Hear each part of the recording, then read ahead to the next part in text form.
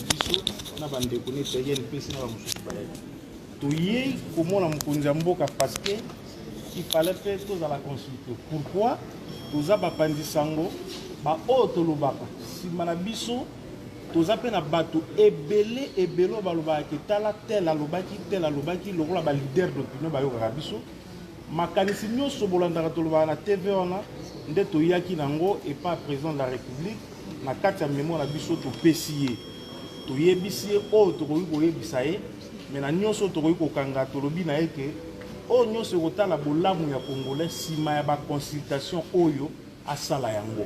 Quelle a été sa réaction, s'il vous plaît? Réaction du président de la République parce que ezala nuye mutazoyo kabiso azui oyo topesi la proposition et puis alobi na biso ke na suka ya consultation nde akoyeba kobimisa décision na ye kozala guidé à travers un document oyo aza korépondre oyo nyonso tozopesa. Donc voilà un peu en français, quelqu'un va parler français.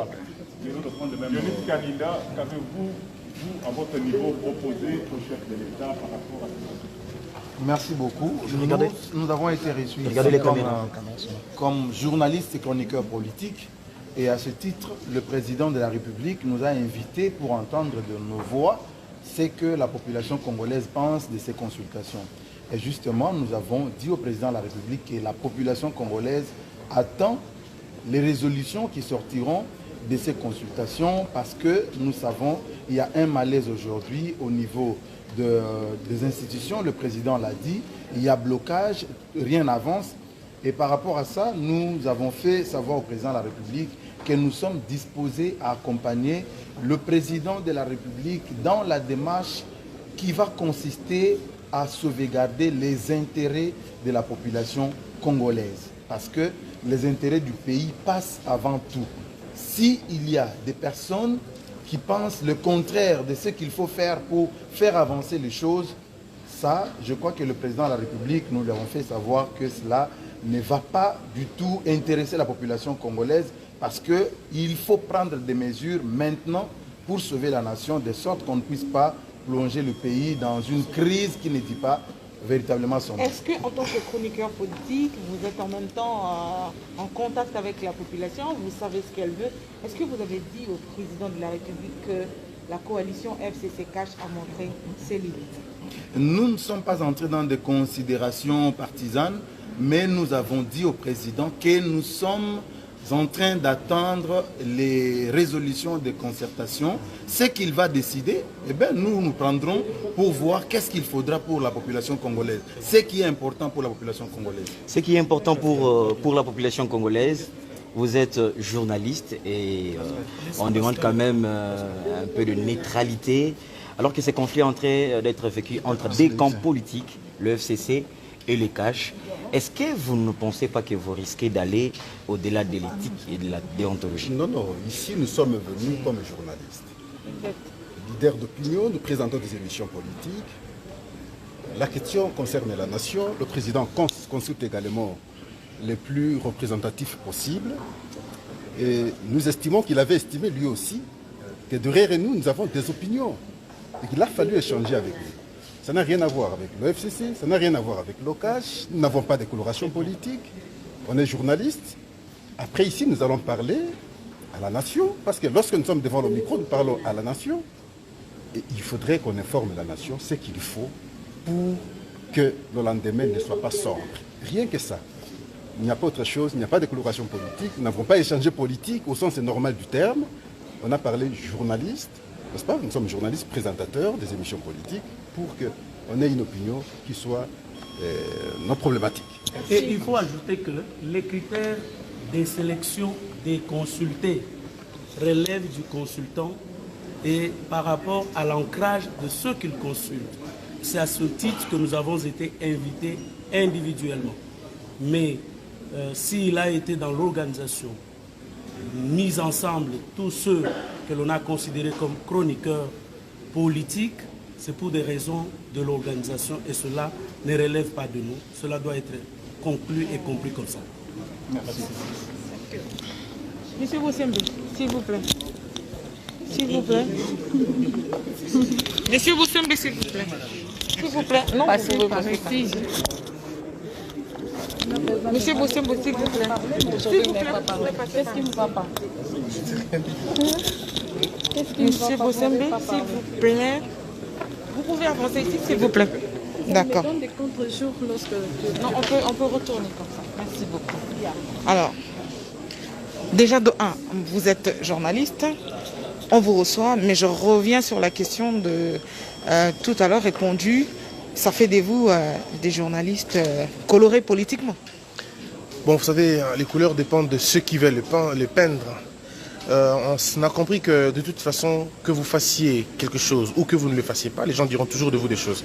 Ça ne fait pas de nous des journalistes colorés dans la mesure où le président avait besoin de parler aux journalistes et surtout de consulter les journalistes.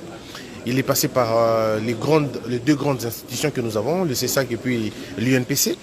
Mais il a bien voulu parler avec ceux qui présentent les émissions politiques, parce que nous côtoyons de politiciens tous les jours. Parce que pour certains, c'est vu comme une rencontre de trop, alors que l'UNPC est passé, GED, OMEC, Oui, ils n'ont pas tort. Ils n'ont pas tort. Moi, si je n'étais pas invité, j'allais penser aussi la même chose. Le problème, c'est que c'est tout à fait normal que les gens pensent comme ça, mais tout dépend de celui qui consulte. En fait, c'est lui qui pense qu'il a besoin de rencontrer des gens. Et il a rencontré un échantillon. Ici, il faut dire déjà aux gens que les journalistes que le président a reçus ne sont pas meilleurs. Au contraire, il y a d'autres qui n'ont pas été reçus par le président, qui sont beaucoup plus pertinents que nous, beaucoup plus sages, beaucoup plus virulents, je vais dire beaucoup plus neutres même que nous. Donc je crois que c'est une coïncidence heureuse pour ceux qui ont été reçus, malheureuse pour ceux qui n'ont pas été reçus. Mais je crois que ça n'a rien à voir. Ce n'est pas par rapport, comme quelqu'un a dit tout à l'heure, c'est par rapport à leur représentativité. Je ne pense pas que ça soit vrai. C'est plutôt par rapport à... C'est subjectif, je crois. Le chef de l'État a estimé qu'il fallait recevoir des gens. Il les a reçus. Et je crois que les constitutions ne sont pas finies. Peut-être d'autres journalistes seront aussi reçus. Je crois que c'est comme ça. Qu'est-ce que vous lui avez dit? Qu'est-ce que vous avez dit au président de la République? Parce qu'il faut une solution politique à une crise politique. En ce qui me concerne, j'ai demandé au président d'arrêter de mettre fin à l'alliance qu'il a avec le FCC. Et lui, il a dit pas tout le monde.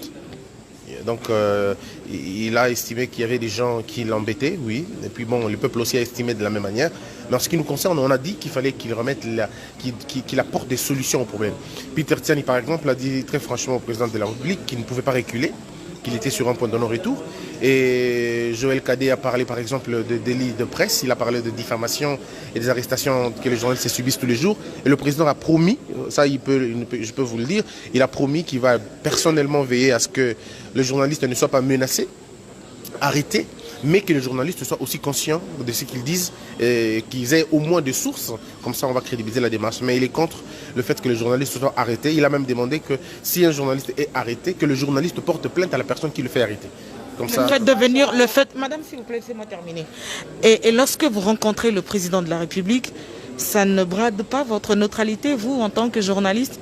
Parce qu'on sait qu'à un certain moment, il faut l'accompagner et puis il faut le manager un tout petit peu, même quand il faut dire les choses noir sur blanc. Alors je vais vous dire la vérité, madame, parce que moi je n'ai pas besoin d'être hypocrite. Moi je ne suis pas neutre. Je n'ai jamais été neutre et je ne le serai jamais. La neutralité pour moi c'est une naïveté. La neutralité pour moi c'est une lâcheté. On ne peut pas être neutre dans un pays comme celui-ci. On ne peut pas être neutre quand on est en présence de deux forces. L'une, la première force veut détruire ce pays, veut reprendre un pouvoir qu'ils ont perdu, qu'ils ont très mal géré, qui n'ont pas construit des écoles, construit des universités, construit la vie. Je ne peux pas être neutre devant ça. Je ne peux pas être neutre devant la question de Minembwe. Je ne peux pas être neutre devant la question des milliers de morts à l'est du pays. Je ne peux pas être neutre. Donc ceux qui attendent la neutralité, peut-être avec Rachel Kissita, elle sera neutre, mais moi non, moi je ne suis pas neutre. Déjà que je suis éditorialiste, je prends des positions, je ne suis pas neutre et j'assume pleinement mes positions qui ne peuvent pas arranger un camp ou un autre. On applaudit quand je suis d'accord avec quelqu'un, mais quand je suis contre lui, c'est autre chose. Je suis pas neutre. Mais quand vous demandez au président, par exemple, de mettre fin à la coalition, sachant qu'il n'a ni majorité à l'Assemblée nationale, au Sénat, dans les assemblées provinciales, même pas au niveau des gouverneurs, le CACH n'a qu'un seul gouverneur. Comment s'en sortir dans cet environnement? Le plus grand malheur de Kabila, c'était de ne pas avoir aménagé la Constitution en partant. Il a pris le soin de l'aménager en entrant, mais il n'a pas pris le soin de l'aménager en sortant. Ce qui fait que le chef de l'État, dans notre Constitution, a une puissance institutionnelle que j'ai rappelé au chef de l'État, qu'il avait une puissance institutionnelle terrible au point que la majorité ne peut pas le freiner. La réponse à cette majorité de Kabila, c'est la réqualification. La réponse à cette arrogance de la majorité de Kabila, c'est la dissolution. Mais visiblement, le chef de l'État n'a pas besoin de parler de la dissolution. Il a plutôt besoin de parler de la réqualification de la majorité. Et vous allez voir, dans peu de temps, je crois qu'au mois de... Bon, je ne vais pas donner le mois, mais dans peu de temps, vous allez voir que les choses vont véritablement changer. Et donc, je n'ai pas peur de ça. Je crois qu'il est président de la République et il peut assumer ses fonctions et la charge de sa tâche. Ne craignez-vous pas que le public qui vous suit à travers vos productions, ce public qui vous qualifie depuis un moment défaitiste, puisse confirmer cette affirmation après votre rencontre avec le chef de l'État? Mais il a dit. Je viens de le dire, moi je n'ai pas besoin de me cacher, je ne me cache pas. Voilà, Christian Bossembe, qui venait d'être reçu par le chef de l'État. Lui et la délégation une délégation des journalistes chroniqueurs politiques. Peter Tiani, Joël Cadet, Jenny Kaninda. Voilà. Je suis très indépendant. Posez-moi une question sur une erreur.